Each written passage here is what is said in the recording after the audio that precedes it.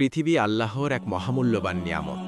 এই পৃথিবীর আকাশ, বৃক্ষ, নদী, পাহাড় সবকিছুই আল্লাহর সৃষ্টি। আর আমরা এই পৃথিবীর খলিফা, দায়িত্বপ্রাপ্ত মানুষ। কিন্তু আজ আমরা কি সেই দায়িত্ব পালন করছি? কোরআনে আল্লাহ তাআলা বলেন, তিনি তোমাদের পৃথিবীতে প্রতিনিধি বা খলিফা বানিয়েছেন। সূরা ফাতির ৩৯। অর্থাৎ আমরা শুধু এই দুনিয়ার ভোগকারী নই, বরং এই পৃথিবীর রক্ষক ও দায়িত্বশীল মানুষ।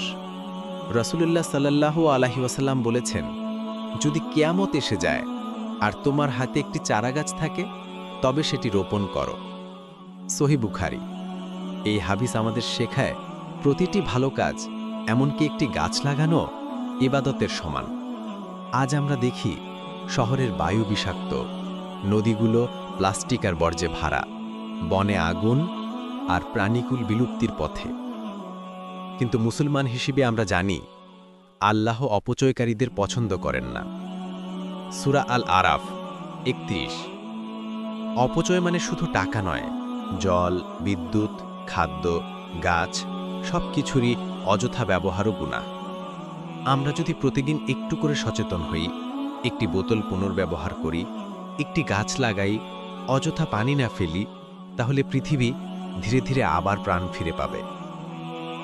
রাসূলুল্লাহ সাল্লাল্লাহু আলাইহি ওয়াসাল্লাম ছিলেন প্রকৃতির প্রকৃত বন্ধু। তিনি পানি ব্যবহার করতেন সংযমের সাথে, এমনকি অজুর সময়ও অপচয় করতেন না।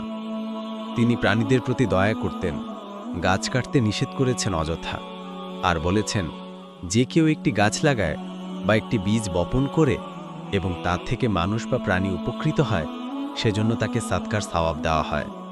সহিহ মুসলিম। আমরা যদি সত্যিকার অর্থে ইসলামের অনুসারী হই, তবে গ্রিন ইসলাম আমাদের জীবনযাপনের অংশ হওয়া উচিত। আমরা পারি বাড়িতে গাছ লাগাতে, প্লাস্টিক কম ব্যবহার করতে, পানি ও বিদ্যুৎ সাশ্রয় করতে, পুনর্ব্যবহার করতে, এমনকি মসজিদেও পরিবেশ বান্ধব কার্যক্রম চালু করতে। আমাদের ইসলাম শুধু নামাজ, রোজা, হজ বা যাকাত নয়, এটি একটি পূর্ণাঙ্গ জীবন ব্যবস্থা, যেখানে প্রকৃতি রক্ষা, প্রাণীদের প্রতি দয়া, এমনকি একটি চারা গাছ লাগানো ঈমানের অংশ। চলুন আমরা সবাই মিলে এই দোয়া করি, হে আল্লাহ, আমাদেরকে তোমার পৃথিবীর প্রকৃত খলিফা হিসেবে গড়ে তোলো। আমাদের হাত দিয়ে যেন কোনো ক্ষতি নয়, বরং কল্যাণ ছড়িয়ে পড়ে।